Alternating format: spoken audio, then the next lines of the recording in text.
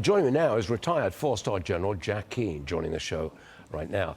General, what do you make of this agreement in principle? It sounds positive. What say you? Yeah, this thing has a lot more legs on it than the deals we've seen many times, with Hamas in the Gaza area. And reason is for a couple of. One, Israel put so much pressure on Lebanon with decapitating the leadership, which is still ongoing, removing the majority of their long-range missiles and some degree of rockets, through devastating air campaign. And then the third thing, going in there with troops on the ground, to get all the Hezbollah out of the southern area where they were firing into northern Israel and destroy the actual infrastructure that was supporting them. By that I mean weapon storage areas, weapon sites from which to fire. There was a lot of it there to include tunnel complexes.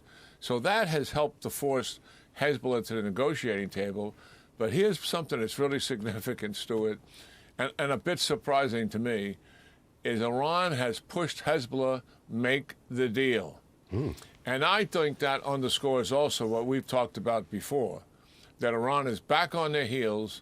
Both of their proxies are losing, obviously Hamas and Hezbollah, and they have lost their air defense system to be able to protect everything that they care about from an air campaign inside of Iran.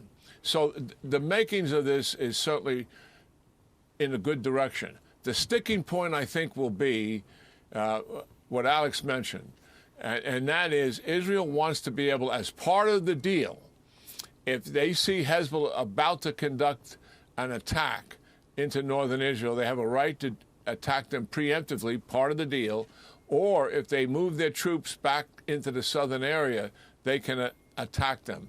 This is pretty similar to the deal, UN Resolution 1701, after the First War. But it was violated almost immediately. The peace enforcers to keep Hezbollah out was the UN peace enforcers, failed miserably.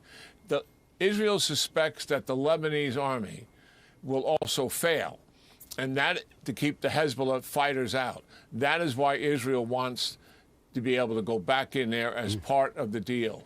And we'll see if they're able to achieve that. I want to turn to the war in Ukraine.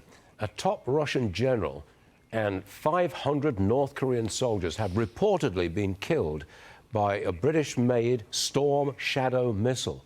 General, could this weapon make a real difference in Ukraine?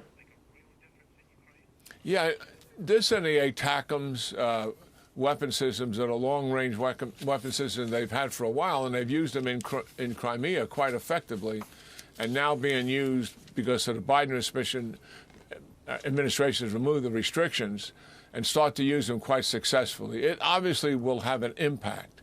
These systems can take out infrastructure and the logistical infrastructure and the command and control infrastructure, what this did, quite effectively. And we'll see finally what gets confirmed out of this. But there's no doubt that something very significant has taken place here, impacting Russian command and control, likely troops on the ground, to include North Koreans. And certainly we want the Ukrainians to be able to keep doing this effectively as they're doing here. President-elect Trump's pick for National Security Advisor, Congressman Mike Waltz, he's comparing the war in Ukraine to World War I trench warfare. Roll that tape, please. It is just an absolute meat grinder of people and personnel on that front. It is more like World War I trench warfare. President Trump is incredibly concerned about the carnage that is taking place there. All of our allies and partners need to be carrying this burden going forward. But, General, I thought it was more like tank warfare and World War II. What do you say? Yeah, I mean, certainly there has been some trench warfare here, to be sure, in terms of defending against attacks.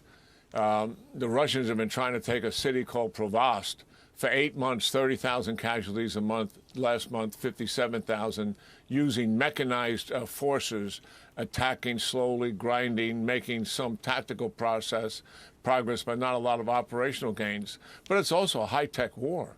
I mean, Russia's using cruise missiles, ballistic missiles.